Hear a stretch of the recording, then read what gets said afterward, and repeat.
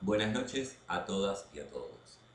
Nos encontramos en esta ocasión iniciando un nuevo ciclo de lectura, comentarios, discusión en torno a un escrito político realizado por uno de los referentes ineludibles de los ideales emancipatorios latinoamericanos, como lo es el Che Guevara.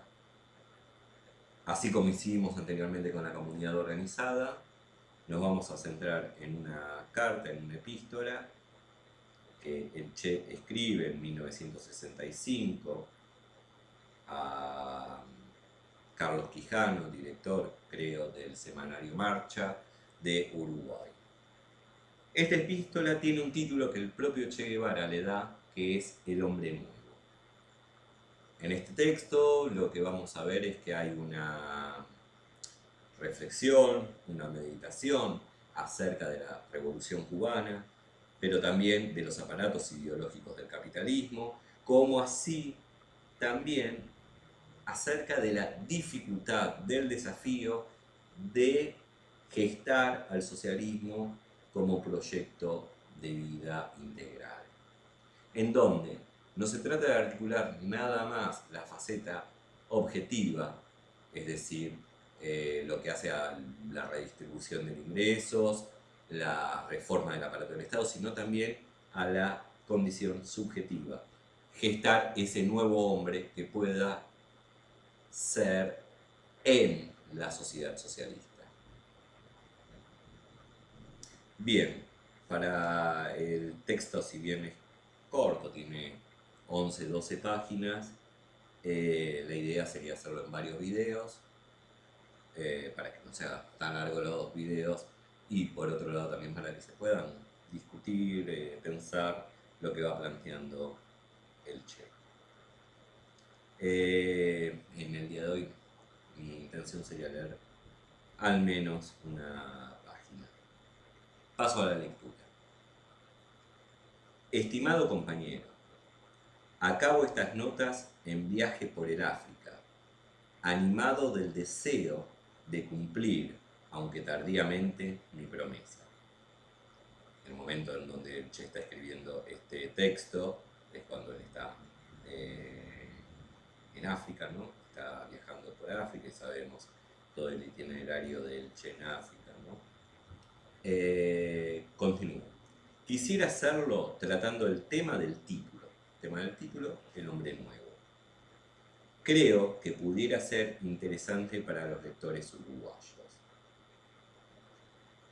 Acá, cuando dice creo que pudiera ser interesante para los lectores uruguayos, se nos permite una hermenéutica en donde esto que va a plantear el Che puede ser importante para los lectores argentinos y aún en estos lectores que somos nosotros, que estamos ubicados a más de 50 años de la escritura del texto. Continúo con la lectura.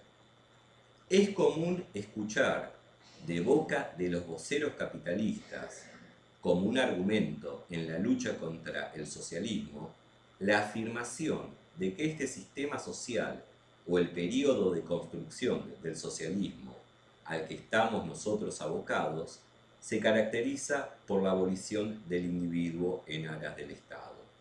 Lo escuchamos muchas veces eso, históricamente se fue escuchando sobre todo, ¿no? Durante la época de la Guerra Fría, muchos hasta films, películas, ¿no? Mostrando cómo el socialismo suprime al individuo en aras del Estado. Discusión política incluso que puede ser puede ser pensada en periodos muy anteriores a la emergencia del socialismo, ¿no? La oposición entre libertades individuales, libertades y derechos individuales frente a la idea de razón de Estado. El Che continúa. No pretenderé refutar esta afirmación sobre una base meramente teórica, sino establecer los hechos tal cual se viven en Cuba y agregar comentarios de índole general. el Che no va a responder de una manera meramente teórica, sino que para responder a esta acusación va a pensar los hechos que se fueron desplegando y se van desplegando. El tiempo presente que usa 1965, que es cuando escribe el Che, tal cual se viven en Cuba. Continúo. Primero esbozaré a grandes rasgos la historia de nuestra lucha revolucionaria antes y después de la toma del poder.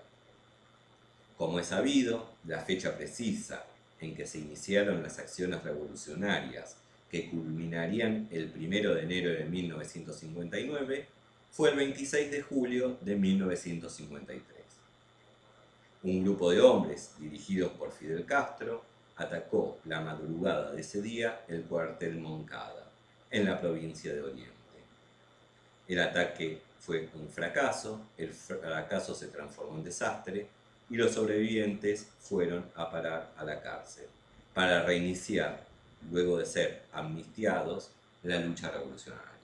¿No? Primer momento de la Revolución Cubana, con el ataque de la ley de insurrección que lleva a cabo Fidel el 26 de julio, él después va preso, y ahí es donde dice esa proclama tan conocida, ¿no? De que de historia me juzgará.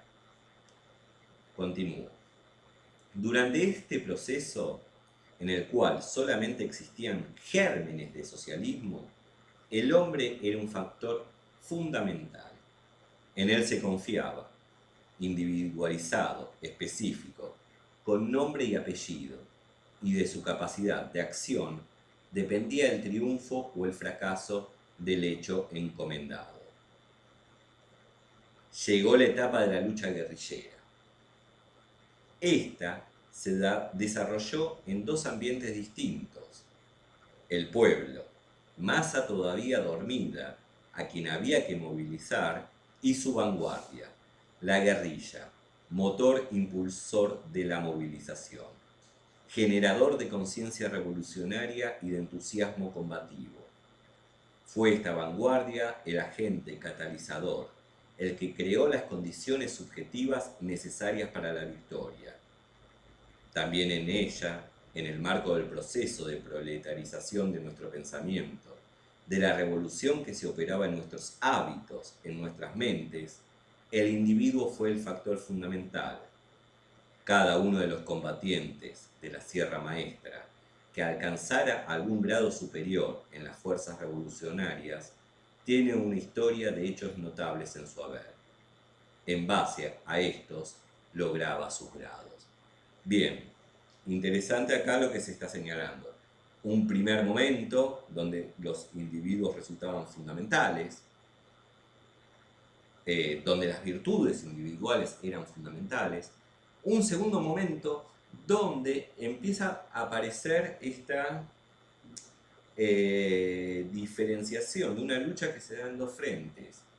Por un lado, la masa, todavía exenta de conciencia revolucionaria, y una vanguardia con una conciencia revolucionaria, histórica, que iba en camino de su proletarización.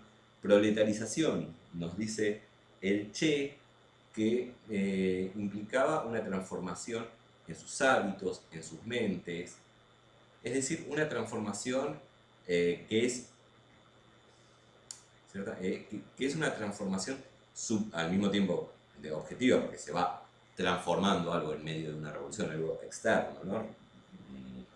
Relaciones de poder, relaciones institucionales, se está formando una nueva institución en medio de una revolución, ¿no? Casi uno podría decir una revolución en la gestación de un nuevo tipo de institucionalidad. La revolución como poder instituyente. Ahora bien, al mismo tiempo, hay una faceta subjetiva, interna, esta transformación, esta proletarización, que tiene que ver con los cambios, no nada más, interesante acá lo que estás señalando, porque esta conciencia revolucionaria significaría al mismo tiempo, no algo del un mero pensamiento, sino una transformación de lo que quizás en términos psicoanalíticos se podría denominar como inconsciente. Acá puedo estar errado, ¿no? Pero en esta transformación de los propios hábitos, una transformación de lo cotidiano.